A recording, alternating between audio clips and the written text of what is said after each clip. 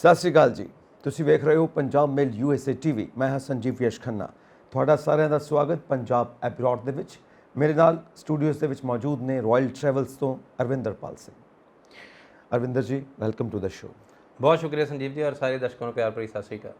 ਅੱਜ ਨਾ ਦਿਲ ਬੜਾ ਦੁਖੀ ਹੈ जी ਕਿਉਂਕਿ ਕੁਝ ਭਾਣਾ ਹੀ ਇੱਦਾਂ ਦਾ ਵਾਪਰ ਗਿਆ ਅਮਰੀਕਾ ਦੀ ਧਰਤੀ ਦੇ ਉੱਤੇ। ਵੈਸੇ ਤੇ ਆਪਾਂ ਹਮੇਸ਼ਾ ਇਮੀਗ੍ਰੇਸ਼ਨ ਦੀ ਗੱਲ ਕਰਦੇ ਹਾਂ, ਸਟੇਟਸ ਕੀ ਹੈ, ਐਪਲੀਕੇਸ਼ਨਸ ਦਾ, ਅਪਾਇੰਟਮੈਂਟਸ ਦਾ, ਉਹ ਸਾਰੀ ਗੱਲ ਕਰਦੇ ਹਾਂ। ਪਰ ਇੱਕ ਨਿਊਜ਼ ਜਿਹਦੇ ਵਿੱਚ ਇੱਕ ਪੰਜਾਬੀ ਪਰਿਵਾਰ ਨੂੰ ਅਗਵਾ ਕੀਤਾ ਗਿਆ, ਮਾਰ ਦਿੱਤਾ ਗਿਆ, ਇੱਕ ਛੋਟਾ ਜਿਹਾ ਬੱਚਾ ਵੀ ਵਿੱਚ ਸ਼ਾਮਿਲ ਹੈ, ਇਹ ਬਹੁਤ ਮਾੜੀ ਘਟਨਾ ਹੋਈ ਹੈ।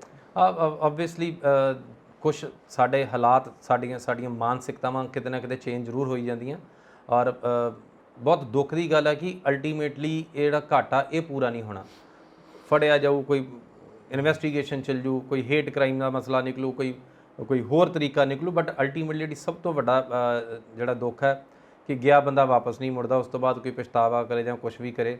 ਸੋ ਇਹ ਮਾਨਸਿਕਤਾ ਬਹੁਤ ਖਤਰਨਾਕ ਆ ਔਰ ਇਹ ਸਾਡੇ ਇਕੱਲਾ ਇੱਥੇ ਹੀ ਨਹੀਂ, ਪੂਰੀ ਦੁਨੀਆ ਦੇ ਵਿੱਚ ਤਕਰੀਬਨ ਇਹਦਾ ਕੋਣ ਆਸੇ-ਪਾਸੇ ਸਾਰੇ ਲੱਗਾ ਆ। ਸਾਡੇ ਉੱਪਰ ਅਲੱਗ ਹੀ ਚੀਜ਼ਾਂ ਥੋਪੀਆਂ ਜਾ ਰਹੀਆਂ, ਸਾਡੇ ਦਿਮਾਗਾਂ ਨੂੰ ਚੇਂਜ ਕੀਤਾ ਜਾ ਰਿਹਾ। ਸਾਨੂੰ ਐਨਵਾਇਰਨਮੈਂਟ ਦੁਬਾਰਾ ਪੈਦਾ ਤੁਹਾਡੇ ਸਾਹਮਣੇ ਹਾਲਾਤ ਇੱਦਾਂ ਦੇ ਲਿਆ ਕੇ ਖੜੇ ਕਰ ਦਿੱਤੇ ਜਾਂਦੇ, ਜਿਹਦਾ ਕਰਕੇ ਪੰਜਾਬ ਦੀ ਧਰਤੀ ਤੋਂ ਬਹੁਤ ਸਾਰਾ ਪਲਾਇਨ ਵੀ ਇਸੇ ਕਰਕੇ ਹੋਇਆ। ਔਰ ਜਦੋਂ ਕਿ ਪੰਜਾਬ ਦੀ ਧਰਤੀ ਛੱਡ ਕੇ ਜਾਂਦਾ, ਇਹ ਅਸਲ 'ਚ ਸੋਚੋ ਦੁਨੀਆ ਦੀ ਸਭ ਤੋਂ ਬਿਹਤਰੀਨ ਜਗ੍ਹਾ ਆ। ਅਗਰ ਅਸੀਂ ਪੰਜਾਬ ਦੀ ਧਰਤੀ ਦੀ ਗੱਲ ਕਰੀਏ ਤਾਂ ਇਹ ਉਹ ਜਗ੍ਹਾ ਆ ਜਿੱਥੇ ਵੈਨ ਵੀ ਸੇ ਕਿ ਇੱਥੇ ਸਾਰਾ ਸਾਲ ਸਨਸ਼ਾਈਨ ਆ, ਸਾਰਾ ਸਾਲ ਓਪਨ ਆ। ਸੋ ਇੱਦਾਂ ਦੇ ਮੌਸਮ ਔਰ ਬਹੁਤ ਫਰਟਾਈਲ ਲੈਂਡਸ ਨੇ ਔਰ ਸਾਡੀ ਬਦਕਿਸਮਤੀ ਆ ਕਿ ਸਾਨੂੰ ਇਹ ਜਗ੍ਹਾ ਛੱਡ ਕੇ ਵੀ ਬਾਹਰਲੇ ਮੁਲਕਾਂ ਜਾਣਾ ਪੈਂਦਾ। ਔਰ ਉੱਥੇ ਬੰਦਾ ਇਸ ਉਮੀਦ ਨਾਲ ਜਾਂਦਾ ਹੈ ਕਿ ਉੱਥੇ ਜਾ ਕੇ ਸੁਖਾਵੇਂ ਪਲ ਰਹਿਣਗੇ, ਜ਼ਿੰਦਗੀ ਸੌਖੀ ਰਹੂਗੀ। ਜੀ ਜੀ। ਤੇ ਜਦੋਂ ਉੱਥੇ ਜਾ ਕੇ ਵੀ ਆਪਣੇ ਪੂਰੇ ਸੁਪਨੇ ਬੁਣ ਕੇ ਜਿੱਥੇ ਤੁਸੀਂ ਫਾਈਨਲੀ ਜਾ ਕੇ ਜਿਹਨੂੰ ਤੁਸੀਂ ਫਾਈਨਲ ਡੈਸਟੀਨੇਸ਼ਨ ਕਹਿਤਾ, ਜਿੱਦਾਂ ਕਹਿੰਦੇ ਮੱਕਿਓਂ ਪਰੇ ਉਜਾੜ ਆ, ਤੇ ਦੁਨੀਆ ਦਾ ਅਖੀਰਲਾ ਮੁਲਕ ਵੀ ਅਮਰੀਕਾ ਹੀ ਆ। ਸੋ ਇਸੇ ਤਰੀਕੇ ਨਾਲ ਜਦੋਂ ਤੁਸੀਂ ਲਾਸਟ ਮੁਲਕ ਦੇ ਵਿੱਚ ਪਹੁੰਚ ਗਏ, ਅਖੀਰਲੇ ਮੁਲਕ ਦੇ ਵਿੱਚ ਪਹੁੰਚ ਗਏ, ਤੇ ਉੱਥੇ ਜਾ ਕੇ ਵੀ ਜਦੋਂ ਕਿਸੇ ਨਾਲ ਜਿਹੜੇ ਸੁਪਨੇ ਸਾਕਾਰ ਹੋਣੇ ਤੋਂ ਬਹੁਤ ਦੂਰ ਦੀ ਗੱਲ ਆ, ਪੂਰੇ ਦੇ ਪੂਰੇ ਪਰਿਵਾਰ ਨਾਲ ਇਹੋ ਜਿਹੇ ਹਾਲਾਤ ਹੋ ਜਾਂਦੇ ਆ, ਤੇ ਇਸ ਤੋਂ ਮੰਦਭਾਗਾ ਕੁਛ ਨਹੀਂ ਹੋ ਸਕਦਾ। ਐਗਜ਼ੈਕਟਲੀ, ਕਿਉਂਕਿ ਐਗਜ਼ੈਕਟਲੀ ਤੁਸੀਂ ਬਹੁਤ ਵਧੀਆ ਗੱਲ ਕਹੀ ਹੈ ਕਿ ਸੁਪਨੇ ਹੁੰਦੇ ਨੇ, ਸੁਪਨੇ ਪੂਰੇ ਕਰਨ ਵਾਸਤੇ ਅਸੀਂ ਜਾਂਦੇ ਹਾਂ ਘਰ ਬਾਹਰ ਛੱਡ ਕੇ, ਜਿੱਥੇ ਅਸੀਂ ਮੁੱਦਤਾਂ ਤੋਂ ਰਹਿੰਦੇ ਪਏ ਹਾਂ, ਸਾਡੇ ਪੁਰਖੇ ਇੱਥੇ ਰਹਿੰਦੇ ਨੇ। ਸੋ ਇਹ ਥਾਂ ਛੱਡ ਕੇ ਜਿੱਥੇ ਅਸੀਂ ਆਪਣਾ ਬਚਪਨ ਬਿਤਾਇਆ, ਜਾ ਕੇ ਉਪਰੀ ਥਾਂ ਦੇ ਉੱਤੇ ਸੈਟਲ ਹੁੰਦੇ ਹਾਂ ਕਿ ਇੱਕ ਵਧੀਆ ਭਵਿੱਖ ਹੋਏਗਾ, ਸੁਨਹਿਰਾ ਭਵਿੱਖ ਹੋਏਗਾ, ਅਤੇ ਉੱਥੇ ਜਾ ਕੇ ਅਸੀਂ ਆਪਣੀ ਪਰਿਵਾਰ ਸਮੇਤ ਜਾਨ ਵੀ ਗਵਾ ਲੈਂਦੇ ਹਾਂ। ਤਾਂ ਨੈਚੁਰਲੀ ਇਹ ਬਹੁਤ ਹੀ ਮਾੜਾ ਹੈ। ਔਰ ਬਾਕੀ ਤੁਹਾਡੀ ਗੱਲ ਠੀਕ ਹੈ ਕਿ ਇਨਵੈਸਟੀਗੇਸ਼ਨਸ ਹੋਣਗੀਆਂ, ਕਿਸੇ ਨੂੰ ਸਜ਼ਾ ਵੀ ਹੋ ਜਾਂਦੀ ਹੈ, ਫਿਰ ਵੀ ਭਾਣਾ ਤਾਂ ਵਾਪਰ ਗਿਆ। ਜਿਹੜਾ ਨੁਕਸਾਨ ਹੈ ਉਹ ਕਮ ਸੇ ਕਮ ਪੂਰਾ ਨਹੀਂ ਹੁੰਦਾ। ਔਰ ਇਹ ਤੋਂ ਕਿਤੇ ਨਾ ਕਿਤੇ ਸਾਨੂੰ ਬੇਸਿਕਲੀ ਹਰ ਕੋਈ ਸੱਤਾ ਬਚਾਉਣ ਦੇ ਪਿੱਛੇ ਜ਼ਿਆਦਾ ਆ, ਮਾਨਵਤਾ ਬਚਾਉਣ ਵਾਲਾ ਕੰਮ ਥੋੜ੍ਹਾ ਜਿਹਾ ਅੱਜ ਕੱਲ੍ਹ ਪੁੱਠਾ ਹੋ ਗਿਆ। ਬਿਲਕੁਲ ਸਹੀ ਗੱਲ ਹੈ। ਜੇ ਸਾਡੀਆਂ ਗੌਰਮੈਂਟ, ਸਾਡੀਆਂ ਸਰਕਾਰਾਂ ਧਿਆਨ ਦੇਣ, ਸਾਡੇ ਪੰਜਾਬ ਦੇ ਅੰਦਰ ਹੀ ਰੋਜ਼ਗਾਰ ਹੋਵੇ, ਸੁਨਹਿਰੇ ਭਵਿੱਖ ਹੋਣ, ਤਾਂ ਬਾਹਰ ਦੀ ਧਰਤੀ 'ਤੇ ਜਾ ਕੇ ਧੱਕੇ ਖਾਣ ਦੀ ਕੀ ਲੋੜ ਹੈ। ਹਾਂ, ਜੇ ਕੋਈ ਵਧੀਆ ਓਪਰਚੁਨਿਟੀ ਹੈ, ਤੁਹਾਡੇ ਟੈਲੈਂਟ ਨੂੰ, ਤੁਹਾਡੇ ਹੁਨਰ ਨੂੰ ਕਿਤੇ ਕਦਰ ਮਿਲਦੀ ਹੈ, ਉਹ ਵੱਖਰੀ ਗੱਲ ਹੈ। ਬਟ ਇਹ ਨਹੀਂ ਕਿ ਹਰ ਦੂਸਰਾ ਬੰਦਾ ਉੱਠ ਕੇ ਪੰਜਾਬ ਨੂੰ ਛੱਡ ਕੇ ਕੈਨੇਡਾ, USA, ਹੋਰ ਵੱਖ-ਵੱਖ ਦੇਸ਼ਾਂ ਦੇ ਵਿੱਚ ਤੁਰਿਆ ਫਿਰਦਾ। ਮੈਨੂੰ ਸੰਦੀਪ ਜੀ ਗੱਲ ਯਾਦ ਹੈ, ਮੈਂ ਕੱਲ੍ਹ ਕੋਈ ਸੋਸ਼ਲ ਮੀਡੀਆ 'ਤੇ ਵੇਖਿਆ ਸੀ, ਕੋਈ ਟੀਚਰ ਸੀ, ਸ਼ਾਇਦ ਕੋਈ ਗਵਰਨਮੈਂਟ ਦੇ ਅਗੇਂਸਟ, ਕਰੰਟ ਪ੍ਰੈਜ਼ੈਂਟ ਗਵਰਨਮੈਂਟ ਦੇ, ਪੰਜਾਬ ਗਵਰਨਮੈਂਟ ਦੇ ਅਗੇਂਸਟ ਕੋਈ ਮੁਜ਼ਾਹਰਾ ਕਰ ਰਹੀ ਸੀ। ਔਰ ਉਹ ਕਹਿ ਰਹੇ ਸੀ ਕਿ ਸਾਡੇ ਕੋਲ ਆਈਲੈਟਸ ਦੇ ਬੈਂਡ ਵੀ ਹੈਗੇ, ਸਾਡੇ ਕੋਲ ਐਕਸਪੀਰੀਅੰਸ ਵੀ ਹੈਗਾ, ਅਗਰ ਤੁਸੀਂ ਸਾਡੀ ਇੱਥੇ ਬੁੱਕਤ ਨਹੀਂ ਪਾਉਣੀ ਤੇ ਕੈਨੇਡਾ ਅਮਰੀਕਾ ਵਾਲੇ ਪਾਉਂਦੇ ਆ, ਫਿਰ ਜਾਂ ਸਾਨੂੰ ਸਿੱਧਾ ਕਹਿ ਦਿਓ ਵੀ ਅਸੀਂ ਉੱਥੇ ਚੱਲ ਜਾਈਏ। ਸੋ ਇਹ ਵੀ ਮੰਦਭਾਗਾ ਆ ਕਿ ਬੇਸਿਕਲੀ ਸਾਡਾ ਬ੍ਰੇਨ ਡਰੇਨ ਹੋ ਰਿਹਾ। ਸੋ ਕਿਤੇ ਨਾ ਕਿਤੇ ਸਾਡੀ ਇੱਥੇ ਦੀ ਜਿਹੜੀ ਇੰਪਲੋਏਬਿਲਟੀ ਹੈ, ਇੱਥੇ ਆਉਣ ਵਾਲਾ ਫਿਊਚਰ, ਉਹਨੂੰ ਵੀ ਵੇਖ ਕੇ ਅਗਰ ਕਲਪਨਾ ਕਰੀਏ, ਤਾਂ ਮੈਨੂੰ ਨਹੀਂ ਲੱਗਦਾ ਕਿ ਪੰਜਾਬੀ ਇੰਨੇ ਜ਼ਿਆਦਾ ਸਹਿਨਸ਼ੀਲ ਹੋਣਗੇ। ਅਗਰ ਅਸੀਂ ਹੇਟਡ ਕ੍ਰਾਈਮਸ ਦੀ ਗੱਲ ਕਰੀਏ ਜਾਂ ਅਸੀਂ ਅਗਲਾ ਰੇਸਿਸਟ ਹੋਣ ਦੀ ਗੱਲ ਕਰੀਏ, ਮੈਨੂੰ ਨਹੀਂ ਲੱਗਦਾ ਕਿ ਜਿਸ ਸਵੀਕ੍ਰਿਤੀ ਨਾਲ, ਜਿਸ ਓਪਨਨੈਸ ਦੇ ਨਾਲ ਸਾਨੂੰ ਵੈਸਟ ਨੇ ਅਪਣਾਇਆ ਆ, ਅਸੀਂ ਇੱਥੇ ਹੀ ਇੰਡੀਆ ਦੇ ਅਲੱਗ-ਅਲੱਗ ਜਗ੍ਹਾ ਤੋਂ ਆਏ ਲੋਕਾਂ ਨੂੰ ਵਸਣ ਲਈ ਉਹਨੇ ਅਸੀਂ ਓਪਨ ਹਾਰਟਡ ਹੋਵਾਂਗੇ ਨਹੀਂ ਹੋ ਸਕਦਾ। ਔਰ ਇਹ ਫਿਊਚਰ ਦੇ ਵਿੱਚ ਗਾਂ ਦੀ ਗਾਂ ਲਾਈਕ ਉਹ ਵਾਲੇ ਸੰਦਰਭ ਇੱਥੇ ਵੀ ਪੈਦਾ ਹੋਣਗੇ। ਸੋ ਖੈਰ ਪ੍ਰਮਾਤਮਾ ਸੁੱਖ ਰੱਖੇ ਸਭ ਪਾਸੇ। CM ਮਾਨ ਤਾਂ ਕਹਿ ਚੁੱਕੇ ਨੇ ਕਿ ਅੰਗਰੇਜ਼ ਆ ਕੇ ਇੱਥੇ ਨੌਕਰੀ ਕਰਿਆ ਕਰਨਗੇ ਸਾਡੇ ਪੰਜਾਬ ਦੇ ਵਿੱਚ। ਤੁਸੀਂ ਪੰਜਾਬੀਆਂ ਨੂੰ ਹੀ ਨੌਕਰੀ ਦੇ ਦਿਓ, ਅੰਗਰੇਜ਼ਾਂ ਦੀ ਗੱਲ ਤੇ ਬਾਅਦ 'ਚ ਕਰ ਲਾਂਗੇ। ਬਟ ਇੱਕ ਗੱਲ ਹੈ ਕਿ ਇੱਕ ਬੰਦੇ ਦਾ ਜੇ ਟੈਲੈਂਟ ਵੇਸਟ ਹੋ ਜਾਵੇ, ਇਸ ਤੋਂ ਵੱਡੀ ਸਜ਼ਾ ਉਹਦੇ ਵਾਸਤੇ ਕੋਈ ਹੋਰ ਹੋ ਨਹੀਂ ਸਕਦੀ। ਔਰ ਇਸੇ ਕਰਕੇ ਵਿਦੇਸ਼ੀ ਧਰਤੀਆਂ ਤੇ ਜਾਂਦੇ ਨੇ ਜਿੱਥੇ ਆ ਕੇ ਆਪਣਾ ਟੈਲੈਂਟ ਉਹ ਇਸਤੇਮਾਲ ਕਰਦੇ ਨੇ ਔਰ ਆਪਣਾ ਫਿਊਚਰ ਬਣਾਉਂਦੇ ਨੇ ਤਾਂ ਕਿ ਟੈਲੈਂਟ ਵੇਸਟ ਨਾ ਹੋਵੇ। ਸੋ ਇਸੇ ਨੂੰ ਆਪਾਂ ਅੱਗੇ ਵਧਾਉਂਦੇ ਹਾਂ ਕਿ ਟੈਲੈਂਟ ਵੇਸਟ ਨਾ ਹੋਵੇ, ਇਸ ਕਰਕੇ ਬਾਹਰ ਦੀ ਦੁਨੀਆ ਦੇ ਵਿੱਚ ਜਾ ਕੇ ਅਸੀਂ ਆਪਣੇ ਪੈਰ ਪਸਾਰਨੇ ਸ਼ੁਰੂ ਕਰਦੇ ਹਾਂ। ਜੀ ਆਪਾਂ ਆਪਣੇ ਦਰਸ਼ਕਾਂ ਨੂੰ ਵੀ ਦੱਸੀਏ ਵੀ ਜਿਹੜਾ ਜਿਸ ਕੰਮ ਲਈ ਸਾਡੇ ਨਾਲ ਜੁੜਦੇ ਨੇ ਆਪਾਂ ਉਹਦੇ ਉੱਥੇ ਆ ਰਹੇ ਹਾਂ, ਉੱਥੇ ਮੈਂ ਆ ਰਿਹਾ ਕਿ USA ਦੇ ਵਿੱਚ ਅਸੀਂ ਜਾ ਕੇ ਆਪਣੇ ਟੈਲੈਂਟ ਦਾ ਕਿੱਦਾਂ ਮੁੱਲ ਪਵਾ ਸਕਦੇ ਹਾਂ, ਇਸ ਦੇ ਉੱਤੇ ਆਪਾਂ ਆਉਂਦੇ ਹਾਂ ਕਿ ਕੀ ਸਟੇਟਸ ਹੈ ਅੱਜ ਕੱਲ੍ਹ ਇਹ ਐਪਲੀਕੇਸ਼ਨਸ ਦਾ, ਐਪਲੀਕੈਂਟਸ ਦਾ। ਇਮੀਗ੍ਰੈਂਟ ਕੇਸਿਸ ਕਾਫੀ ਤੇਜ਼ੀ ਨਾਲ ਨਿਕਲਣੇ ਸ਼ੁਰੂ ਹੋਏ ਅੱਜ ਕੱਲ੍ਹ। ਤਕਰੀਬਨ ਜਿੰਨੀਆਂ ਅਪਾਇੰਟਮੈਂਟਸ ਰੁਕੀਆਂ ਹੋਈਆਂ ਸੀਗੀਆਂ, ਆਲਮੋਸਟ ਜਿਹੜੇ ਕੇਸਿਸ ਜਿਨ੍ਹਾਂ ਦੀ ਵਾਰੀ ਆਈ ਹੈ, ਜਿਹੜੇ 19 ਦੇ ਵਿੱਚ ਸਟਰਕ ਹੋ ਗਏ ਸੀ, 19 ਤੋਂ ਬਾਅਦ ਵਾਲੇ ਜਿੰਨੇ ਵੀ ਕੇਸਿਸ ਸੀਗੇ ਉਹਨਾਂ 'ਚ ਬਹੁਤ ਤੇਜ਼ੀ ਹੈ ਇਸ ਟਾਈਮ। ਅਪਾਇੰਟਮੈਂਟਸ ਲਗਾਤਾਰ ਸਭ ਨੂੰ ਮਿਲ ਰਹੀਆਂ ਨੇ ਔਰ ਸਟਿਲ ਐਪਲੀਕੈਂਟਸ ਖੁਦ ਕਰ ਸਕਦੇ ਨੇ ਕਿ ਤੁਸੀਂ ਸ਼ਡਿਊਲ ਕਰ ਲਓ, ਤੁਹਾਨੂੰ ਐਮਬੈਸੀ ਤੋਂ ਕਾਲ ਵੀ ਆ ਜਾਏਗੀ। ਅਗਰ ਤੁਹਾਡੇ ਕੋਲ ਲਾਈਕ ਈਮੇਲ ਵੀ ਆ ਰਹੀ ਹੈ 60 ਦਿਨ ਵਾਲੀ ਜਾਂ ਕੋਈ ਇਦਾਂ ਦੀ ਨੋਟੀਫਿਕੇਸ਼ਨ ਆ ਰਹੀ ਕਿ ਤੁਹਾਡੇ ਕੋਲ ਹਾਲੇ ਈਮੇਲ ਫਾਈਨਲ ਅਪਾਇੰਟਮੈਂਟ ਨਹੀਂ ਹੈਗੀ, ਤੁਸੀਂ ਇੱਕ ਨੁਕਤਾ ਅਪਣਾ ਸਕਦੇ ਹੋ। ਸੋ ਤੁਸੀਂ ਆਪਣੀ ਖੁਦ ਦੀ ਪ੍ਰੋਫਾਈਲ ਦੇ ਉੱਪਰ ਅਪਾਇੰਟਮੈਂਟ ਬੁੱਕ ਕਰ ਸਕਦੇ ਹੋ ਔਰ ਉਸ ਅਪਾਇੰਟਮੈਂਟ ਦੇ ਵਿੱਚ ਅਗਰ ਤੁਹਾਡਾ ਕੇਸ ਕਈ ਵਾਰੀ ਤੁਹਾਡਾ ਕੇਸ ਟ੍ਰਿਗਰ ਹੋ ਜਾਂਦਾ ਬਿਕੋਜ਼ NVC ਤੋਂ ਤੁਹਾਡਾ ਕੇਸ ਅਪਰੂਵ ਹੋ ਗਿਆ, NVC ਤੋਂ ਬਾਅਦ ਤੁਹਾਡਾ ਕੇਸ ਇੱਥੇ ਹੁਣ ਮੁੰਬਈ ਪਿਆ ਆ, ਮੁੰਬਈ ਦੇ ਵਿੱਚ ਤੁਹਾਡੇ ਕੇਸ ਦਾ ਬਹੁਤ ਪਾਈਲ ਅਪ ਹੋਇਆ, ਬਹੁਤ ਢੇਰ ਲੱਗਾ ਆ। ਸੋ ਕਈ ਵਾਰੀ ਇਹ ਟ੍ਰਿਗਰ ਕੀਤਾ ਫਾਰਮੂਲੇ ਨਾਲ ਤੁਹਾਡਾ ਕੇਸ ਪ੍ਰਾਇੋਰਟੀ ਦੇ ਉੱਪਰ ਆ ਜਾਂਦਾ ਹੈ। ਸੋ ਆਪਣੀਆਂ ਅਪਾਇੰਟਮੈਂਟਸ ਤੁਸੀਂ ਬੁੱਕ ਕਰ ਲਓ, ਉਹਦੇ 2 ਰਿਜ਼ਲਟ ਆਉਣਗੇ, ਜਾਂ ਤੁਹਾਨੂੰ ਕਾਲ ਆਏਗੀ ਐਮਬੈਸੀ ਤੋਂ ਉਸ ਅਪਾਇੰਟਮੈਂਟ ਨੂੰ ਕੈਂਸਲ ਕਰ ਦੇਣਗੇ। ਦੂਸਰਾ ਹੈ ਕਿ ਉਸ ਅਪਾਇੰਟਮੈਂਟ ਨੂੰ ਆਨਰ ਕਰ ਦੇਣਗੇ ਕਿ ਤੁਸੀਂ ਉਸ ਅਪਾਇੰਟਮੈਂਟ ਦੇ ਉੱਪਰ ਆਪਣਾ ਮੈਡੀਕਲ ਆਪਣੀ PCC ਲੈ ਕੇ ਪਹੁੰਚ ਜਾਓ ਔਰ ਬਿਕੋਜ਼ ਉਹ ਐਮਬੈਸੀ ਤੋਂ ਤੁਹਾਡੀ ਨੋਟੀਫਿਕੇਸ਼ਨ ਹੈ। ਔਰ ਤੁਸੀਂ ਇਹਦੇ ਨਾਲ ਇੱਕ ਫਾਰਮੂਲਾ ਹੈ, ਅਸੀਂ ਕੁਝ ਐਪਲੀਕੇਸ਼ਨਸ ਨੂੰ ਟ੍ਰਿਗਰ ਕਰਕੇ ਵੇਖਿਆ, ਹਾਲਾਂਕਿ ਉਹ ਕੋਈ ਇਹਨੂੰ ਮੈਂ ਬਹੁਤ ਜ਼ਿਆਦਾ ਐਂਡੋਰਸ ਨਹੀਂ ਕਰ ਸਕਦਾ, ਇੱਕ ਛੋਟੀ ਜਿਹੀ ਪ੍ਰੈਕਟਿਸ ਹੈ, ਇਹ ਕਰਕੇ ਵੇਖੀ ਤੇ ਉਹਦਾ ਫਾਇਦਾ ਮਿਲਿਆ ਕਈ ਐਪਲੀਕੈਂਟਸ ਨੂੰ। ਸੋ ਇਹ ਤੁਸੀਂ ਖੁਦ ਆਪਣੇ ਲੈਵਲ ਦੇ ਉੱਪਰ ਕਰ ਸਕਦੇ ਹੋ ਔਰ ਇਹ ਕਰੋਗੇ ਤੁਹਾਡਾ ਕੇਸ ਤੁਹਾਡਾ ਨਹੀਂ ਵੀ ਵਾਰੀ ਆਏਗੀ, ਤੁਹਾਡਾ ਅਪਾਇੰਟਮੈਂਟ ਕੈਂਸਲ ਵੀ ਹੋ ਜਾਏਗੀ ਬਟ ਤੁਹਾਡਾ ਕੇਸ ਜ਼ਰੂਰ ਟ੍ਰਿਗਰ ਹੋ ਜਾਏਗਾ। ਓਕੇ, ਸੋ ਫਿਰ ਸਟੂਡੈਂਟਸ ਵੀਜ਼ਾ ਆਪਾਂ ਜਾਣਨਾ ਚਾਹਾਂਗੇ ਔਰ ਟੂਰਿਜ਼ਮ ਦੇ ਬਾਰੇ ਵੀ ਆਪਾਂ ਤੁਹਾਡੇ ਕੋਲੋਂ ਜਾਣਨਾ ਚਾਹਾਂਗੇ, ਇਹਨਾਂ ਦਾ ਦੋਵਾਂ ਦਾ ਕੀ ਸਟੇਟਸ ਚੱਲ ਰਿਹਾ? ਅੰਬੈਸੀ ਨੇ ਵੈਬੀਨਾਰ ਕੀਤਾ ਲਾਈਕ ਕੁਝ ਦਿਨ ਪਹਿਲਾਂ ਔਰ ਉਹਦੇ ਵਿੱਚ ਬਹੁਤ ਕਲੀਅਰਲੀ ਉਹਨਾਂ ਨੇ ਡਿਫਾਈਨ ਕੀਤਾ ਕਿ ਅਸੀਂ ਮਿਡ ਅਕਤੂਬਰ ਤੋਂ ਬਹੁਤ ਸਾਰੇ ਸਲੋਟ, ਥੋੜੇ ਬਹੁਤ ਨਹੀਂ ਬਹੁਤ ਸਾਰੇ ਸਲੋਟਸ ਔਰ ਸਾਰੀਆਂ ਕੈਟਾਗਰੀਜ਼ ਦੇ ਵਿੱਚ ਅਸੀਂ ਓਪਨ ਕਰਨ ਜਾ ਰਹੇ ਹਾਂ। ਔਰ ਅਸੀਂ ਵੀ ਆਪਣੇ ਪੇਜਸ ਤੋਂ ਤਕਰੀਬਨ ਜਿਹੜੇ ਸਾਡੇ ਸੋਸ਼ਲ ਮੀਡੀਆ ਪੇਜਸ ਨੇ ਉਹਨਾਂ ਤੋਂ ਬਾਰ-ਬਾਰ ਦੱਸਦੇ ਰਹਿੰਦੇ ਹਾਂ ਕਿ ਅਪਾਇੰਟਮੈਂਟਸ ਫ੍ਰੀ ਹੁੰਦੀਆਂ ਨੇ, ਪੇਡ ਨਹੀਂ ਹੁੰਦੀਆਂ, ਕੋਈ ਐਮਬੈਸੀ ਪੈਸੇ ਲੈ ਕੇ ਤਰੀਕਾ ਨਹੀਂ ਦਿੰਦੀ। ਸੋ ਇਸ ਕਰਕੇ ਅਮਰੀਕਾ ਵਿੱਚ ਤੇ ਖਾਸ ਕਰਕੇ ਕੋਈ ਇਦਾਂ ਦੀ ਪ੍ਰੋਵੀਜ਼ਨ ਨਹੀਂ ਹੁੰਦੀ ਕਿ ਤੁਹਾਨੂੰ ਪੈਸੇ ਦੇ ਕੇ ਤਰੀਕ ਲੈਣੀ ਪਵੇ। ਸੋ ਇੰਤਜ਼ਾਰ ਕਰੋ, ਅਗਰ ਤੁਸੀਂ ਕਾਫੀ ਲੰਬਾ ਸਮਾਂ ਵੇਟ ਕੀਤਾ ਆ ਤੇ ਹੁਣ ਇਹ ਸਮਾਂ ਹੈ ਤੁਸੀਂ ਤਰੀਕਾਂ ਆਪਣੀਆਂ ਬੁੱਕ ਕਰ ਸਕਦੇ ਹੋ। ਤੁਸੀਂ ਆਪਣੀ ਐਮਬੈਸੀ ਦੀਆਂ ਫੀਸਾਂ ਪੇ ਕਰੋ ਔਰ ਮਿਡ ਅਕਤੂਬਰ ਤੋਂ ਜਿਹੜੇ ਸਲੋਟਸ ਨੇ ਬਹੁਤ ਸਾਰੇ ਓਪਨ ਹੋਣ ਜਾ ਰਹੇ ਆ ਔਰ ਸਲੋਟ ਸਾਰੇ ਤੁਹਾਨੂੰ ਨਵੰਬਰ ਦਸੰਬਰ ਦੇ ਜਿਹੜੇ ਸਲੋਟਸ ਮਿਲ ਰਹੇ ਨੇ ਇਸ ਟਾਈਮ ਔਰ ਮਿਲਣਗੇ, ਜਿਹੜੇ ਤੁਹਾਨੂੰ ਸਲੋਟਸ ਮਿਲਣਗੇ। ਔਰ ਇਹਦੇ ਤਰੀਕਾਂ ਵਾਲਾ ਜਿਹੜਾ ਸਿਲਸਿਲਾ ਆ ਉਹ ਐਮਬੈਸੀ ਨੇ ਮਤਲਬ ਇੱਕ ਪਾਸੇ ਸਾਈਡ ਤੋਂ ਕਰਕੇ ਰੱਖਤਾ ਕਿ ਉਹ ਬਹੁਤ ਹੋ ਗਿਆ ਜਿੰਨਾ ਸੀਗਾ ਮਸਲਾ। ਸੋ ਹੁਣ ਦੀ ਕੋਈ ਇਦਾਂ ਦੀ ਮਸਲਾ ਨਹੀਂ ਹੈ। ਸੋ ਹੁਣ ਇਹ ਕੰਟੀਨਿਊਟੀ ਦੇ ਵਿੱਚ ਚੀਜ਼ਾਂ ਰਹਿਣਗੀਆਂ। ਸੋ ਕੰਟੀਨਿਊਸ਼ਨ ਦੇ ਵਿੱਚ ਜਿਹੜੀਆਂ ਐਪਲੀਕੇਸ਼ਨ ਦਾ ਜਿਹੜਾ ਪ੍ਰੋਸੈਸ ਆ, ਜਿਹੜਾ ਪ੍ਰੋਸੀਜਰ ਆ, ਉਹ ਚੱਲਦਾ ਰਹੇਗਾ। ਹਾਲਾਂਕਿ ਇਹ ਐਮਬੈਸੀ ਨੇ ਇੱਕ ਵਾਰੀ ਕਨਫਰਮ ਵੀ ਕੀਤਾ ਸੀ ਇੱਥੇ ਜਿਹੜੀ ਨਿਊ ਦਿੱਲੀ ਐਮਬੈਸੀ ਨੇ ਮਿਡ ਜੁਲਾਈ ਦੇ ਵਿੱਚ ਕਿਹਾ ਸੀ ਕਿ ਅਸੀਂ ਸੈਪਟੰਬਰ ਦੇ ਵਿੱਚ ਅਸੀਂ ਓਪਨ ਅਪ ਕਰਾਂਗੇ। ਉਹ ਇਹਨਾਂ ਕੋਲ ਵਾਅਦਾ ਪੂਰਾ ਨਹੀਂ ਕਰ ਹੋਇਆ। ਸੋ ਸੈਪਟੰਬਰ ਵਾਲੀਆਂ ਜਿਹੜੀਆਂ ਅਪਾਇੰਟਮੈਂਟ ਸੀਗੀਆਂ ਉਹੋ ਹੀ ਜਿਹੜੀਆਂ ਸੈਪਟੰਬਰ 'ਚ ਓਪਨ ਹੋਣੀਆਂ ਸੀ ਮਿਡ ਅਕਤੂਬਰ ਤੇ ਜਾ ਕੇ ਸਵਿਚ ਹੋ ਗਈਆਂ। ਸੋ ਇਹਦਾ ਅਗਰ ਪੋਜ਼ਿਟਿਵ ਸਾਈਡ ਵੇਖੀਏ, ਇੱਕ ਪਾਸੇ ਅਸੀਂ ਕਹਿ ਸਕਦੇ ਕਿ ਐਮਬੈਸੀ ਮੁੱਕਰ ਗਈ, ਵਾਅਦੇ ਤੋਂ ਐਮਬੈਸੀ ਨੇ ਕਿਹਾ ਸੀ ਸਤੰਬਰ 'ਚ ਖੋਲਾਂਗੇ ਤੇ ਗਾਂ ਖੋਲੀਆਂ ਨਹੀਂ ਤੇ ਕੰਮ ਨਿਬੜ ਗਿਆ। ਬਟ ਅਗਰ ਦੀ ਪੋਜ਼ਿਟਿਵ ਸਾਈਡ ਵੇਖਾਂਗੇ ਕਿ ਯੈਸ ਇਹ ਵੀ ਇੱਕ ਬਿਜ਼ਨਸ ਵਾਂਗੂ, ਬਿਜ਼ਨਸ ਹਾਊਸ ਵਾਂਗੂ ਆ, ਕੰਮਕਾਰ ਜਿਸ ਤਰੀਕੇ ਨਾਲ ਚੱਲਦੇ ਨੇ ਉਸੇ ਤਰੀਕੇ ਨਾਲ ਹੀ ਆ। ਸੋ ਐਮਬੈਸੀ ਨੇ ਸ਼ੁਰੂ ਕਰਤੀਆਂ ਅਪਾਇੰਟਮੈਂਟਸ ਦੇਣੀਆਂ ਕਿ ਅਸੀਂ ਸਾਰੀਆਂ ਤਿਆਰੀ ਕਰ ਲਈਏ ਤਾਂ ਔਰ ਇਹ ਸਾਰਾ ਅਮਲਾ ਤਿਆਰ ਕਰ ਲਿਆ। ਬਟ ਫਾਈਨਲੀ ਕੁਝ ਚੀਜ਼ਾਂ ਦੇ ਫਾਈਨਲ ਟੱਚਸ ਰਹਿ ਗਏ, ਕਿਤੇ ਜਿੰਨੇ ਦੀ ਮੈਨ ਪਾਵਰ ਚਾਹੀਦੀ ਸੀ ਉਨੀ ਘੱਟ ਰਹਿ ਗਈ ਜਾਂ ਜਿਸ ਤਰ੍ਹਾਂ ਦੇ ਇੰਤਜ਼ਾਮ ਚਾਹੀਦੇ ਸੀ ਬਿਕੋਜ਼ ਬਹੁਤ ਸਾਰੇ ਲੋਕ 2-2.5 ਸਾਲ ਤੋਂ ਵੇਟ ਕਰ ਰਹੇ ਨੇ ਅਪਾਇੰਟਮੈਂਟਸ ਦੀ। ਸੋ ਉਹ ਇੰਤਜ਼ਾਮ 100% ਐਕੂਰੇਟ ਨਹੀਂ ਰਹੇ ਤਾਂ ਐਮਬੈਸੀ ਨੇ ਉਹਨੂੰ 2 ਵੀਕਲੀ ਫਰਦਰ ਐਕਸਟੈਂਡ ਕਰ ਲਿਆ। ਸੋ ਇੱਥੋਂ ਕਾਫੀ ਪੋਜ਼ਿਟਿਵਿਟੀ ਦਿਸਦੀ ਹੈ ਕਿ ਯੈਸ ਇਹ ਕਰਨਾ ਚਾਹੁੰਦੇ ਆ, ਇੰਟੈਂਟ ਹੈਗਾ ਆ। ਸੋ ਉਹ ਕਰਨਾ ਚਾਹੁੰਦੇ ਨੇ, ਇੰਟੈਂਸ਼ਨ ਕਲੀਅਰਲੀ ਦਿਸਦੀ ਆ। ਸੋ ਬਾਕੀ ਫਾਈਨਲੀ ਕਨਫਰਮ ਉਦੋਂ ਹੀ ਹੋਣਾ ਜਦੋਂ ਤੁਹਾਨੂੰ ਤਰੀਕਾਂ ਮਿਲਣ ਲੱਗ ਪਈਆਂ। ਔਰ ਅੱਜ ਲਾਈਕ ਤੁਸੀਂ 1 ਵੀਕ ਦਾ ਸਮਾਂ ਰਹਿ ਗਿਆ। ਸੋ ਆਈ ਹੋਪ ਕਿ ਨੈਕਸਟ ਵੀਕ ਤੱਕ ਚੀਜ਼ਾਂ 'ਚ ਬਹੁਤ ਜ਼ਿਆਦਾ ਕਲੈਰਿਟੀ ਆ ਜਾਏਗੀ। ਔਰ ਅਸੀਂ ਖੁਦ ਜਦੋਂ ਸਕਰੋਲ ਕਰਦੇ ਹਾਂ ਚੀਜ਼ਾਂ ਦੇ ਉੱਪਰ, ਇਮੀਗ੍ਰੈਂਟਸ ਦੀਆਂ ਜਿੱਦਾਂ ਅਪਾਇੰਟਮੈਂਟਸ ਰੈਗੂਲਰਲੀ ਮਿਲ ਰਹੀਆਂ ਨੇ, ਨਾਨ ਇਮੀਗ੍ਰੈਂਟ ਕੇਸਿਸ ਦੇ ਵਿੱਚ ਹਾਲੇ ਤੁਹਾਨੂੰ ਸਲੋਟਸ ਕਿਤੇ ਦਿਸਦੇ ਨੇ ਕਿਤੇ ਨਹੀਂ ਦਿਸਦੇ। ਸੋ ਔਨ ਐਂਡ ਆਫ ਆ, ਬਟ ਉਹਨਾਂ ਨੇ ਕਨਫਰਮ ਕੀਤਾ ਕਿ ਬਹੁਤ ਵੱਡੇ ਚੰਕਸ ਤੁਹਾਨੂੰ ਮਿਲਣਗੇ, ਤੁਹਾਨੂੰ ਛੋਟਾ ਮੋਟਾ ਇਹ ਵੇਖਣ ਦੀ ਲੋੜ ਨਹੀਂ।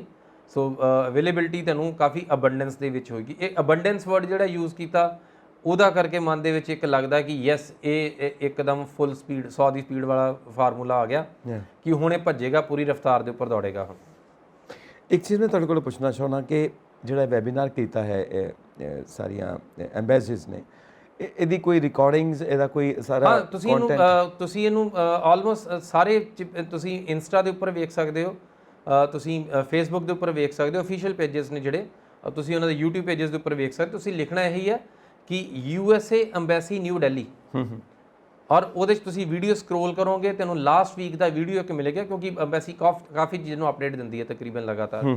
ਔਰ ਤੁਸੀਂ ਲਾਸਟ ਵੀਕ ਦੇ ਅਗਰ ਵੀਡੀਓਜ਼ ਵੇਖੋਗੇ ਤਾਂ ਉਹਦੇ 'ਚ ਲਾਈਵ ਵੈਬੀਨਾਰ ਕੋਈ ਲਗਭਗ ਅੱਧੇ ਇੱਕ ਘੰਟੇ ਦਾ ਆ। ਸੋ ਉਹਦੇ 'ਚ ਬਹੁਤ ਸਾਰੇ ਸਵਾਲ ਰੀਡ ਕੀਤੇ ਉਹਨਾਂ ਨੇ। ਜਦੋਂ ਅਸੀਂ ਵੀ ਆਪਣੇ ਸਵਾਲ ਵੇਖਦੇ ਹਾਂ ਆਪਣੇ ਪ੍ਰੋਗਰਾਮ ਦੇ ਥੱਲੇ, ਤਾਂ ਤਕਰੀਬਨ ਉਹਦੇ 'ਚ ਸਭ ਤੋਂ ਵੱਧ ਸਵਾਲ ਇੱਕੋ ਹੀ ਹੁੰਦੇ ਨੇ ਕਿ ਆਹ ਕੈਟਾਗਰੀ ਦੀ ਅਪਾਇੰਟਮੈਂਟ ਕਦੋਂ ਓਪਨ ਹੋਏਗੀ। ਤੇ ਐਮਬੈਸੀ ਨਾਲ ਵੀ ਸੇਮ ਇਸੇ ਤਰੀਕੇ ਨਾਲ ਹੀ ਹੋਇਆ ਕਿ ਜਿਹੜੇ ਕਾਉਂਸਲਰ ਸੈਕਸ਼ਨ ਤੋਂ ਜਿਹੜੇ ਆ ਕੇ ਅਟੈਂਡ ਕਰ ਰਹੇ ਸੀ, ਉਹਨਾਂ ਨੂੰ ਸਿਰਫ ਇੱਕੋ ਸਵਾਲ ਬਾਰ-ਬਾਰ ਜਵਾਬ ਦੇਣਾ ਸੀ, ਇਹਦੀ ਤਰੀਕ ਕਦੋਂ ਖੁੱਲੂਗੀ, ਇਹਦੀ ਤਰੀਕ ਕਦੋਂ ਖੁੱਲੂਗੀ, ਇਹਦੀ ਤਰੀਕ ਕਦੋਂ ਖੁੱਲੂਗੀ। ਔਰ ਉਹਨਾਂ ਨੇ ਕਿਉਂਕਿ ਲਾਈਵ ਸੀ, ਉਹਨਾਂ ਨੇ ਕੱਲੇ ਨੂੰ ਆਨਸਰ ਕੀਤਾ ਆ। ਸੋ ਤੁਸੀਂ ਇੰਸਟਾ ਤੇ ਜਾਂ ਫੇਸਬੁੱਕ ਤੇ YouTube ਤੇ ਤੁਸੀਂ ਚੈੱਕ ਕਰ ਸਕਦੇ ਹੋ। ਸੋ ਤਿੰਨੇ ਚੈਨਲਸ ਦੇ ਉੱਪਰ ਉਹ ਅਵੇਲੇਬਲ ਨੇ। ਦੈਟਸ ਗ੍ਰੇਟ, ਕਿਉਂਕਿ ਇਦਾਂ ਦੇ ਕੋਸ਼ਿਸ਼ਾਂ ਹੁੰਦੀਆਂ ਨੇ ਤੇ ਸਾਡੇ ਜਿਹੜੇ ਦਰਸ਼ਕ ਨੇ ਔਰ ਵਾਕਈ ਵੀ ਅਫੀਸ਼ੀਅਲ ਅਥੈਂਟਿਕ ਲਿੰਕ ਹੈ ਬੇਸਿਕਲੀ ਉਹਦੇ ਚ। Yes, you can trust upon. So ਇਸ ਵਕਤ ਜਿਹੜਾ ਬੈਕਲੌਗ ਹੈ ਉਹ ਕਾਫੀ ਜ਼ਿਆਦਾ ਹੁਣ ਕਲੀਅਰ ਹੋ ਰਿਹਾ ਹੈ। ਕਲੀਅਰ ਹੋਊਗਾ, ਹਲੇ ਹੋਊਗਾ ਬੇਸਿਕਲੀ, ਕਿਉਂਕਿ ਉਹਦੀ ਤਿਆਰੀ ਹੈ ਸਾਰੀ। ਔਰ ਇੱਕ ਸਟੂਡੈਂਟਸ ਨੂੰ, ਜਿਹੜੇ ਸਟੂਡੈਂਟਸ ਇੱਕ ਵਾਰੀ ਰਿਫਿਊਜ਼ ਹੋ ਜਾਂਦੇ ਸੀ, ਉਹਨਾਂ ਨੂੰ ਐਮਬੈਸੀ ਨਹੀਂ ਲੈ ਰਹੀ ਸੀ, ਉਹ ਵੀ ਹਟਾਤਾ, ਹੁਣ ਰੋਕ ਹਟਾਤੀ ਹੈ।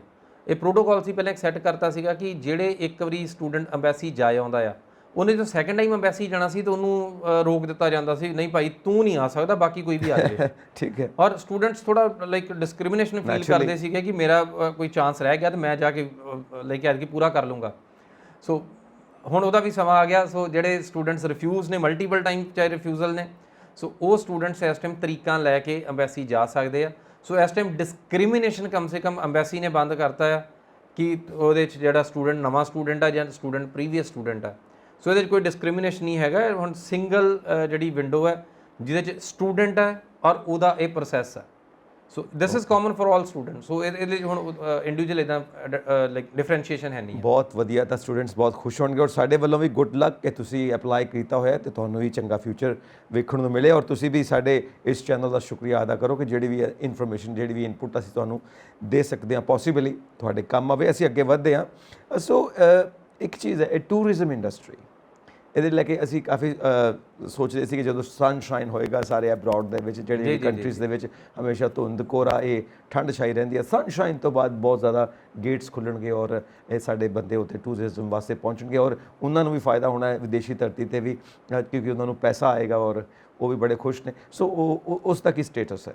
ਯੈਸ, ਉਹਦੇ 'ਚ ਕੋਈ ਸ਼ੱਕ ਨਹੀਂ ਆ। ਆਸਟ੍ਰੇਲੀਆ ਨੇ ਬਹੁਤ ਵੱਡੀ ਤਾਦਾਦ ਵਿੱਚ ਟੂਰਿਸਟ ਵੀਜ਼ਾ ਗ੍ਰਾਂਟ ਕੀਤੇ 3-3 ਸਾਲ ਦੇ, ਹਾਲੇ ਤੱਕ ਕਰ ਰਿਹਾ। ਆਸਟ੍ਰੇਲੀਆ 3 ਸਾਲ ਦਾ ਵੀਜ਼ਾ, 3 ਮਹੀਨੇ ਦੀ ਉਹਦੀ ਤੁਹਾਡੇ ਕੋਲ ਐਂਟਰੀ ਹੁੰਦੀ ਹੈ।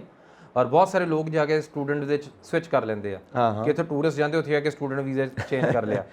ਸੋ ਕੈਨੇਡਾ ਵਿੱਚ ਸਮਾਂ ਵੱਧ ਲੱਗਿਆ, ਬਟ ਕੈਨੇਡਾ ਵਿੱਚ ਬਹੁਤ ਸਾਰੀਆਂ ਫੈਮਲੀਜ਼ ਨੇ ਟਰੈਵਲ ਕੀਤਾ ਹੈ।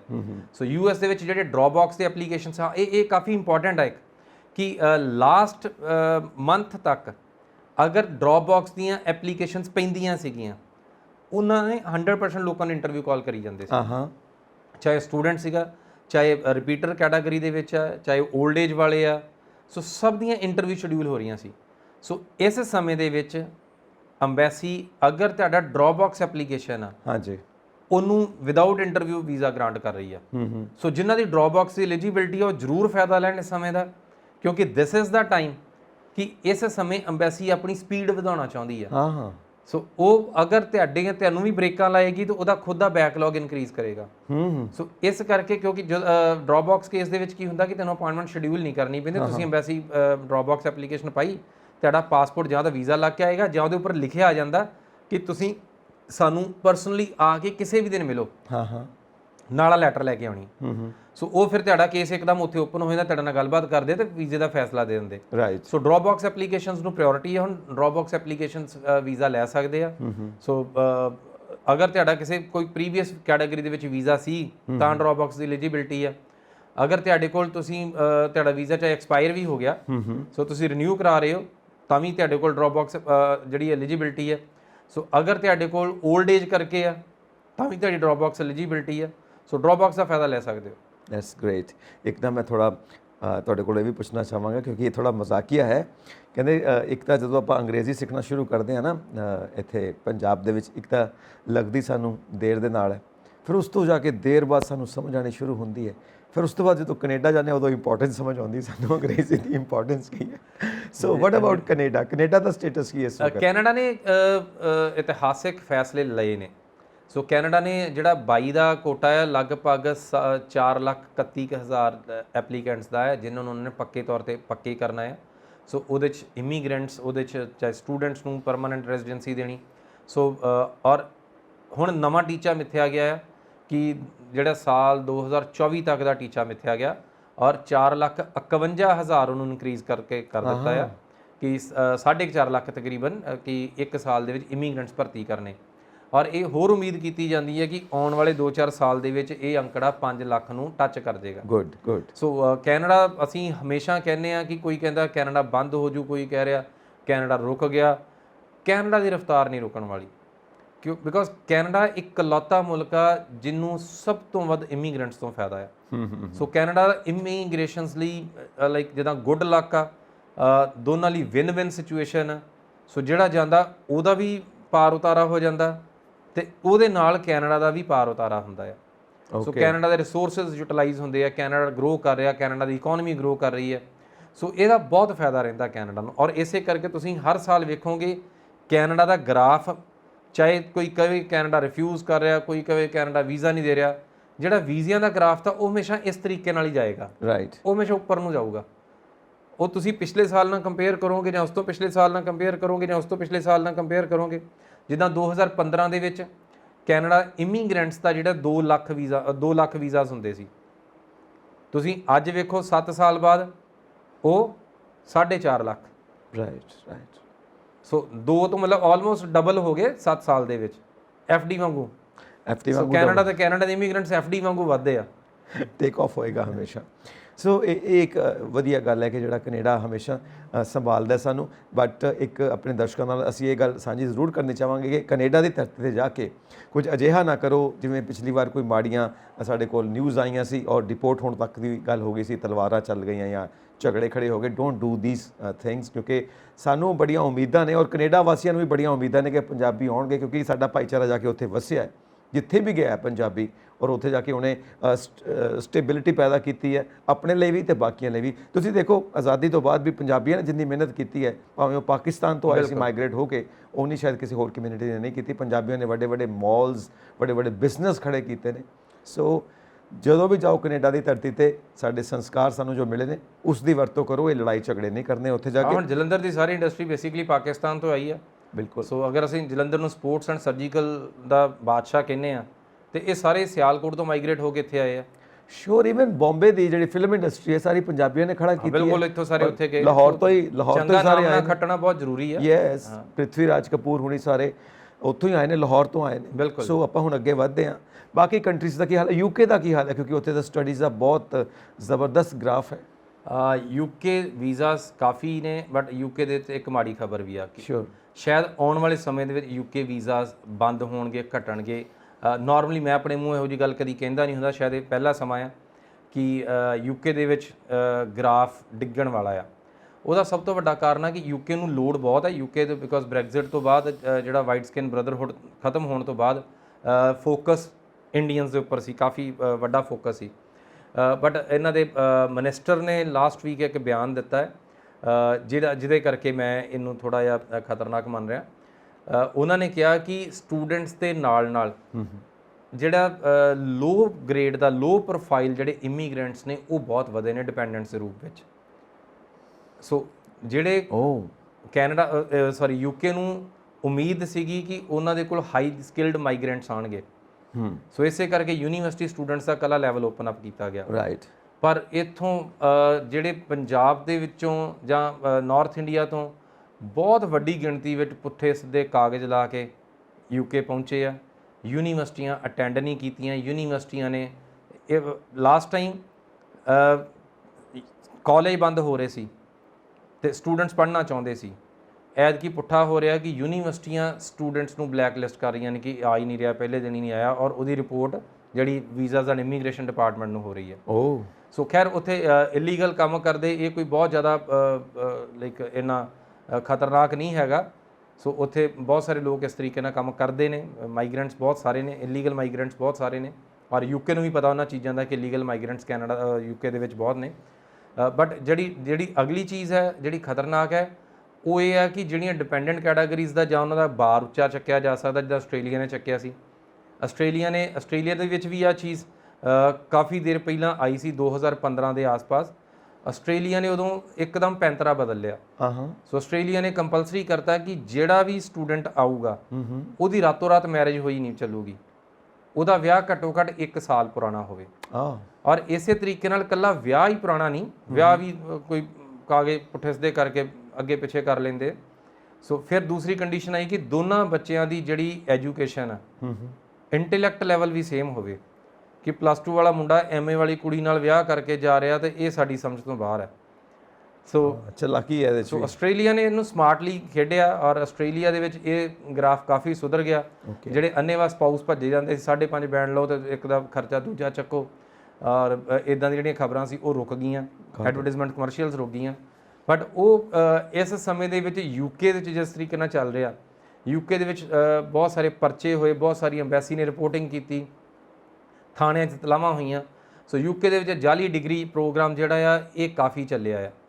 ਸੋ ਜਿਹਦਾ ਕਰਕੇ ਕਿ ਯੂਕੇ ਨੂੰ ਇੱਕ ਵਾਰੀ ਸੋਚਣਾ ਪਊਗਾ, ਔਰ ਹੋ ਸਕਦਾ ਇਹ ਅਗਰ ਜ਼ਿਆਦਾ ਸੋਚਣ ਤੇ ਇਹਦੀ ਬ੍ਰੇਕ ਲਾ ਕੇ ਇਹਨੂੰ ਦੁਬਾਰਾ ਚਾਲੂ ਕਰਨ ਬਾਰੇ ਵੀ ਸੋਚਣ। ਬਿਕੋਜ਼ ਇਮੀਗ੍ਰੈਂਟਸ ਤਾਂ ਉਹਨਾਂ ਨੂੰ ਚਾਹੀਦੇ ਨੇ, ਸੋ ਸਕਿਲਡ ਮਾਈਗ੍ਰੈਂਟਸ ਚਾਹੀਦੇ ਨੇ, ਬਟ ਲੋ ਕੈਲੀਬਰ ਵਾਲੇ ਬੰਦੇ ਕਿ ਆ ਕੇ ਉਹ ਕੋਈ ਸਫਾਈ ਦੇ ਕੰਮ 'ਚ ਲੱਗਾ ਹੋਇਆ, ਕੋਈ ਬਿਲਕੁਲ ਹੀ ਕਲੀਨਿੰਗ ਦੇ ਕੰਮ 'ਚ ਹੈ, ਕੋਈ ਇਕੱਲੇ ਖੇਤੀਬਾੜੀ ਵਰਗੇ ਕੰਮ ਦੇ ਵਿੱਚ ਆ, ਜਿਹੜੀਆਂ ਸਕਿਲਡ ਜੌਬਸ ਨਹੀਂ ਆ, ਜਿਹੜੀਆਂ ਬਹੁਤ ਲੋ ਪੇਡ ਨੇ, ਉਹਨਾਂ ਦੇ ਵਿੱਚ ਸਾਰੇ ਲੋਕ ਆ ਕੇ ਐਡਜਸਟ ਹੋਏ ਆ। ਸੋ ਇਸ ਕਰਕੇ ਲੇਬਰ ਵਾਲੀਆਂ ਜੌਬਸ ਦੇ ਉੱਪਰ ਯੂਕੇ ਨਹੀਂ ਚਾਹੁੰਦਾ। ਯੂਕੇ ਚਾਹੁੰਦਾ ਹੈ ਕਿ ਸਕਿਲਡ ਬੰਦੇ ਆਉਣ, ਆ ਕੇ ਇੱਥੋਂ ਦੀ ਜਿਹੜੀ ਇਕੋਨਮੀ ਨੂੰ ਉਹਨੂੰ ਬੂਸਟ ਕਰਨ, ਉਹਨੂੰ ਜਿਹੜਾ ਇੰਜੈਕਸ਼ਨ ਚਾਹੀਦਾ ਸੀ ਉਸ ਇਕੋਨਮੀ ਨੂੰ ਉਹ ਲੱਗੇ ਤੇ ਯੂਕੇ ਆਪਣੀ ਰਫ਼ਤਾਰ ਦੇ ਉੱਪਰ ਜਾਵੇ। ਮਤਲਬ they want creamy layer. Obviously ਹਰ ਮੁਲਕ ਇਹੀ ਚਾਹੁੰਦਾ ਆ। ਤੁਸੀਂ ਅਗਰ ਤੁਹਾਡਾ ਸਕੂਲ ਹੋਵੇ, ਤੁਹਾਨੂੰ ਵੀ ਬੱਚੇ, ਅਗਰ ਤੁਹਾਡੇ ਕੋਲ ਬਾਹਰ 5000 ਬੱਚਾ ਆ, ਤੁਸੀਂ 50 ਸੀਟਾਂ ਨੇ, ਤੁਸੀਂ ਵੀ ਉਹੀ ਲੈਣੇ ਜਿਹੜੇ 90+ ਨੇ। ਸੋ ਇਹ ਅਸੀਂ ਰੈਂਕਿੰਗ ਖੁਦ ਕਰ ਲੈਣੀ ਹੈ। ਜਿਸ ਤਰ੍ਹਾਂ ਭਾਰਤ ਤੋਂ ਗਏ ਸੀ Hargobind Khurana, Nobel prize winner, ਉਹਨਾਂ ਨੂੰ ਇੱਥੇ ਆਪਣੇ ਲਾਇਕ ਕੰਮ ਨਹੀਂ ਮਿਲਿਆ, ਇਸ ਕਰਕੇ ਅੱਜ ਅਮਰੀਕਾ ਦੀ ਧਰਤੀ ਨੇ ਕ੍ਰੀਮੀ ਲੇਅਰ, ਜੀਨੀਅਸ ਬ੍ਰੇਨ, ਕਿਉਂਕਿ ਉਹ ਵੀ ਹਰ ਇੱਕ ਕੰਟਰੀ ਚਾਹੁੰਦੇ, ਕਿਉਂਕਿ ਉੱਥੇ ਤਾਂ ਲੋਕਲਸ ਮਿਲ ਜਾਣਗੇ ਤੁਹਾਨੂੰ, ਖੇਤੀਬਾੜੀ ਦਾ ਕੰਮ ਕਰਨ ਵਾਲੇ ਜਾਂ ਲੋ ਪੇਡ ਜੌਬਸ ਕਰਨ ਵਾਲੇ ਉੱਥੇ ਲੋਕਲਸ ਬੈਠੇ ਨੇ। ਹੋਰ ਦਿੱਕਤ ਹੈ ਨਾ ਕਿ ਜਿਹੜਾ ਇਹਦਾ ਜਾਊਗਾ ਉਹ ਕੋ ਇਮੀਗ੍ਰੈਂਟ ਵੀ ਨਹੀਂ ਹੋਣਾ, ਬਿਕੋਜ਼ ਇਮੀਗ੍ਰੈਂਟ ਨੂੰ 25,600 ਪਾਉਂਡ 1 ਸਾਲ ਦੀ ਇਨਕਮ ਹੋਣੀ ਜ਼ਰੂਰੀ ਹੈ। ਮਤਲਬ ਉਂਝ ਤੇ ਕੁਝ ਜ਼ਿਆਦਾ ਪੈਸੇ ਨਹੀਂ ਹੈਗੇ, ਬਟ ਸਟਿਲ ਅਗਰ ਤੁਸੀਂ ਲੋ ਪ੍ਰੋਫਾਈਲ ਜੌਬਸ ਦੇ ਵਿੱਚ ਹੋ ਤਾਂ 25,600 ਪਾਉਂਡ ਲੀਗਲੀ ਤੁਸੀਂ ਕਮਾ ਰਹੇ ਹੋ, ਇਹ ਸਿੱਧ ਕਰਨਾ ਔਖਾ ਹੋ ਜਾਂਦਾ ਹੈ ਫਿਰ। Got it. ਸੋ ਇਹ ਚੀਜ਼ਾਂ ਜ਼ਰੂਰੀ ਨੇ। ਸੋ ਇਸ ਤੋਂ ਇਲਾਵਾ ਇੱਕ ਚੀਜ਼ ਮੈਂ ਇਹ ਵੀ ਜਾਣਨਾ ਚਾਹਾਂਗਾ ਤੁਹਾਡੇ ਕੋਲੋਂ, ਜਿਹੜੇ ਕਈ ਏਜੰਸੀਜ਼ ਐਸੀਆਂ ਬੈਠੀਆਂ ਨੇ ਜਿਹੜੀਆਂ, ਹੁਣ ਪਿੱਛੇ ਜੇ ਮੈਂ ਨਿਊਜ਼ ਪੜ੍ਹ ਰਿਹਾ ਸੀਗਾ, ਰਾਦਰ ਅੱਜ ਸਵੇਰੇ ਵੀ ਇੱਕ ਨਿਊਜ਼ ਮੈਂ ਦੇਖ ਰਿਹਾ ਸੀ, ਪ੍ਰੋਕਸੀ ਟੈਸਟਿੰਗ, ਮਤਲਬ ਇਹ ਵੀ ਇਦਾਂ ਦੇ ਫਰਾਡਸ ਹੁੰਦੇ ਨੇ। ਬਿਲਕੁਲ, ਇੰਡੀਆ ਇੱਕ ਡਿਵੈਲਪਿੰਗ ਕੰਟਰੀ ਆ, ਬਹੁਤ ਸਾਰੇ ਸਿਸਟਮਸ ਹਾਲੇ ਗਰੋ ਅਪ ਕਰ ਰਹੇ ਆ। ਸੋ ਅਸੀਂ ਹਰ ਚੀਜ਼ ਦੀ ਐਕਸੀਲੈਂਸ ਦੇ ਉੱਪਰ ਨਹੀਂ ਪਹੁੰਚੇ ਹੋਏ। ਸੋ ਜਦੋਂ ਕੋਈ ਕੰਟਰੀ ਗਰੋ ਕਰਦਾ ਹੈ, ਉਹ ਬਣਦੀ, ਢੱਠਦੀ, ਵਿਗੜਦੀ, ਸੁਧਰਦੀ ਤੇ ਫਿਰ ਹੀ ਫਾਈਨਲ ਉੱਪਰ ਤੱਕ ਜਾਂਦੀ ਹੈ। ਸੋ ਇੰਡੀਆ ਹਾਲੇ ਉਸ ਸਟੇਜ ਦੇ ਵਿੱਚ ਹੈ ਜਿੱਥੇ ਕਿਸੇ ਨੂੰ ਜਿੰਨੀ ਕੁ ਸਪੇਸ ਮਿਲਦੀ ਹੈ ਉੱਥੇ ਉਹ ਜਾਲਸਾਜ਼ੀ ਕਰਦਾ ਆ, ਜਿੱਥੇ ਕਿਸੇ ਨੂੰ ਕੋਈ ਮੌਕਾ ਮਿਲਦਾ ਆ ਉਹ ਉੱਥੇ ਮੌਕਾ ਲੱਭਦਾ ਆ। ਸੋ ਹਰ ਕੋਈ ਇਮਾਨਦਾਰੀ ਵਾਲੇ ਮੁਖੌਟੇ ਵਿੱਚ ਨਹੀਂ ਹੈਗਾ। ਸੋ ਜਿੱਥੇ ਕਿਸੇ ਨੂੰ ਮੌਕਾ ਮਿਲਦਾ ਆ, ਜਿੱਥੇ ਕਿਸੇ ਦਾ ਲੱਗਦਾ, ਜਿੱਥੇ ਕਿਸੇ ਔਰ ਉਹਨੂੰ ਲੋਕ ਉਹਨੂੰ ਆਪਣੀ ਕਲਾ ਮੰਨਦੇ ਨੇ ਕਿ ਅਸੀਂ ਸ਼ਾਇਦ ਇਦਾਂ ਕਰ ਲਿਆ ਤੇ ਪ੍ਰੋਕਸੀ ਟੈਸਟਿੰਗ ਕਰ ਲਈ। ਉਹਦਾ ਮਤਲਬ ਇਹ ਬੇਸਿਕਲੀ ਇਹ ਹੈ ਕਿ ਇੱਕ ਦੀ ਜਗ੍ਹਾ ਤੇ ਦੂਸਰਾ ਪੇਪਰ ਦੇ ਰਿਹਾ ਜੀ, ਨੰਬਰ ਬੰਦੇ ਦਾ ਕੈਲੀਬਰ ਹੈ ਨਹੀਂ, ਕੋਈ ਨਲਾਇਕ ਬੱਚਾ ਵੱਧ ਨੰਬਰਾਂ ਨਾਲ ਜਾ ਰਿਹਾ, ਅੱਜ ਇੱਥੋਂ ਜਾਊਗਾ, ਕੱਲ ਯੂਨੀਵਰਸਿਟੀ ਨਹੀਂ ਪੜੂਗਾ, ਪਰਸੋਂ ਬਲੈਕ ਲਿਸਟ ਹੋਏਗਾ। ਜਿਸ ਤਰੀਕੇ ਨਾਲ ਕਿ ਕੈਨੇਡਾ ਵਾਲੇ ਬੱਚੇ ਅਮਰੀਕਾ ਪਹੁੰਚੇ ਤਾਂ ਪਤਾ ਲੱਗਾ ਵੀ ਜਿਹੜੇ 6.5 ਬੈਂਡ ਵਾਲੇ ਬੱਚੇ ਉਹ ਮੂੰਹ ਨਹੀਂ ਫੁੱਟ ਸਕੇ, ਬੋਲ ਨਹੀਂ ਸਕੇ ਅੰਗਰੇਜ਼ੀ ਦਾ ਇੱਕ ਅੱਖਰ ਵੀ। ਸੋ ਉਹ ਤਾਂ ਅਲਟੀਮੇਟਲੀ ਜਿਹੜੀ ਤੁਹਾਡੀ ਜਾਣਕਾਰੀ ਹੈ, ਐਜੂਕੇਸ਼ਨ ਆ, ਨੌਲੇਜ ਆ, ਵਿਜ਼ਡਮ ਆ, ਅਖੀਰ ਪਾਰ ਉਸੇ ਨੇ ਲੱਗਣਾ ਆ। ਤੇ ਜਿਹੜਾ ਝੂਠ ਦਾ ਮਹਿਲ ਆ ਉਹ ਅੱਜ ਵੀ ਢੱਠਾ ਤੇ ਕੱਲ ਵੀ ਢੱਠਾ। ਸੋ ਇਹ ਸਭ ਵੀ ਚੱਲਦਾ ਪਿਆ, ਲੇਕਿਨ ਜੋ ਇਹਦੇ ਟਰੈਪ ਹੋ ਜਾਂਦੇ ਨੇ ਉਹਨਾਂ ਦਾ ਫਿਊਚਰ ਬਿਲਕੁਲ ਡਾਰਕ ਹੋ ਜਾਂਦਾ। ਸੋ ਇਸ ਕਰਕੇ ਅਸੀਂ ਆਪਣੇ ਦਰਸ਼ਕਾਂ ਨੂੰ ਇਹੀ ਕਹਾਂਗੇ ਕਿ ਜਦੋਂ ਵੀ ਜਾਓ ਸਹੀ ਤਰੀਕੇ ਨਾਲ ਜਾਓ, ਕਿਉਂਕਿ ਫਿਊਚਰ ਬਣਾਉਣਾ ਹਰੇਕ ਦਾ ਸੁਪਨਾ ਹੁੰਦਾ, ਬਟ ਉਹ ਲੀਗਲ ਵੇਜ਼ ਦੇ ਨਾਲ ਸਹੀ ਟਰੈਕ ਤੇ ਚੱਲਦੇ ਹੋ ਜੇ ਚੱਲੋਗੇ ਤਾਂ ਨੈਚੁਰਲੀ ਫਰੂਟਫੁਲ ਰਹੇਗਾ। ਅਦਰਵਾਈਜ਼ ਕਿਤੇ ਨਾ ਕਿਤੇ ਤੁਸੀਂ ਫੜੇ ਜਾਓਗੇ ਤਾਂ ਬੇਇੱਜ਼ਤੀ ਤਾਂ ਹੋਣੀ ਹੈ, ਨਾਲ ਦੇ ਨਾਲ ਫਿਊਚਰ ਵੀ ਡਾਰਕ, ਅੱਗੇ ਕੋਈ ਓਪਰਚੁਨਿਟੀ ਨਹੀਂ। That's very dangerous.